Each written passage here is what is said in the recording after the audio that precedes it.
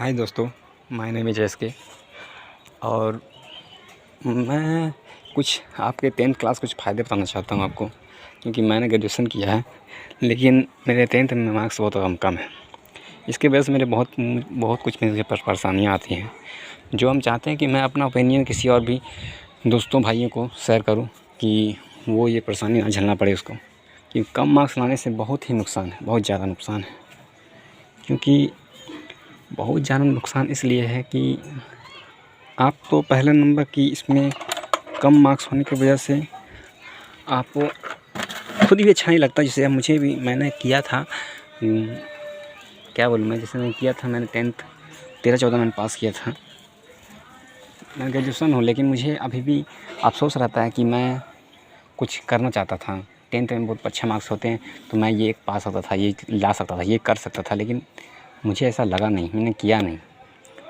तो मैं सोचता हूँ कि मेरे दोस्त लोग को ऐसा परेशानी ना झेलना पड़े। जो बच्चे 8-9 में हैं उसके लिए 2-3 मैं फ़ायदे बताना चाहता हूँ, इसलिए मैं ये वीडियो शेयर कर रहा हूँ कि जैसे आप 10th में बहुत अच्छे मार्क्स लाओगे, जैसे 90-92% ऐसे जिस बच्चे के ऐसे मार्क्स होंगे, तो 2-3 सरकारी जॉब हैं जो बिना एग्ज़ाम के होते हैं। वो एग्ज़ाम्स को नहीं लिया जाता, उसके लिए सिर्फ मेरिट के हिसाब से जितना नंबर आप लाए हैं, अगर बढ़िया नंबर है आपके तो आप सेलेक्ट हों, और उसको जॉब बहुत बेहतरीन, बहुत आसान तरीक़े से मिलता है। क्योंकि मेरे मार्क्स बहुत कम थे इसलिए मुझे नहीं मिला। तो हम चाहते हैं कि मेरे दोस्त जो भी हैं आगे से ऐसे ना करें, 8-9 में जो भी हैं थोड़ा मेहनत करें और 10th क्लास में बढ़िया मार्क्स लाएँ। उसके एक पहला नंबर एक फ़ायदा है कि ग्रामीण डाक सेवा का एक पोस्ट फॉर्म निकलता है, जिसके अगर मार्क्स, इसके 10th बेसिक की जो मेरिट है, जो आधार नंबर है, उसके आधार पर डिसाइड किया जाता है कि किस बच्चे को जॉब देना है। अगर 90-92% ये बढ़िया मार्क्स जितना भी हो, 80 बढ़िया मार्क्स, मतलब आप 80 प्लस ही लाओ तो बहुत बढ़िया है, क्योंकि 80 प्लस में ही सिलेक्ट होता है। 80-90 इसी तरह मार्क्स अगर होंगे तो आपके जॉब पक्का कंफर्म है 8-9 में जो बच्चे हैं उसके लिए। क्योंकि ये मार्क्स बहुत इंपॉर्टेंट हैं, आपको कुछ करना नहीं पड़ेगा, सिर्फ फॉर्म भरो और जॉब पाओ। एग्ज़ाम नहीं देना पड़ेगा। GDS में, GDS ग्रामीण डाक सेवा एक ऐसा ये एग्ज़ाम है जिसमें एग्ज़ाम नहीं लिया जाता है।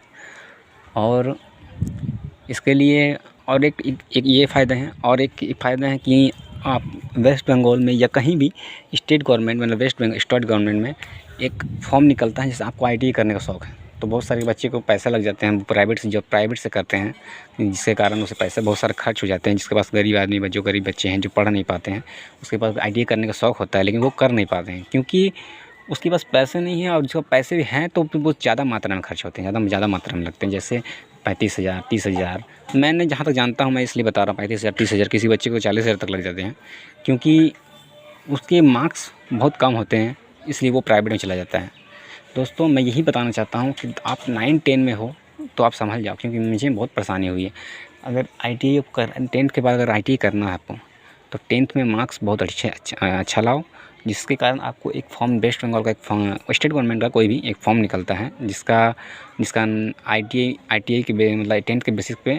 पहले हम जब थे 10th किए थे तो उस समय तो एग्ज़ाम होता था दोस्तों, 150 रुपये फॉर्म का लगता था, उसके बाद एग्ज़ाम देना पड़ता था, उसके बाद निकालना पड़ता था। लेकिन अब ऐसा नहीं है, बहुत सारी परिवर्तन हो गई हैं, जिसमें वो 10th क्लास की जिससे मार्क्स आपने 80-90% लाए हो तो आप इसका फॉर्म निकलता है ITI की तरफ से। ITI आपने सुने होगा, ITI, JEXPO, भोगलेट, इसके नाम सुने होंगे, लेकिन ITI फॉर्म भरने पर 10 क्लास पे आपका मार्क्स बढ़िया रहने के कारण आपको बिना पैसे के 2-3 हज़ार में, 2 या 3 हज़ार से ज़्यादा नहीं लगेगा दोस्तों। मैंने जहाँ तक मेरा अनुभव किया है, 2-3 हज़ार में आपका ITI 2 साल का कंप्लीट हो जाएगा।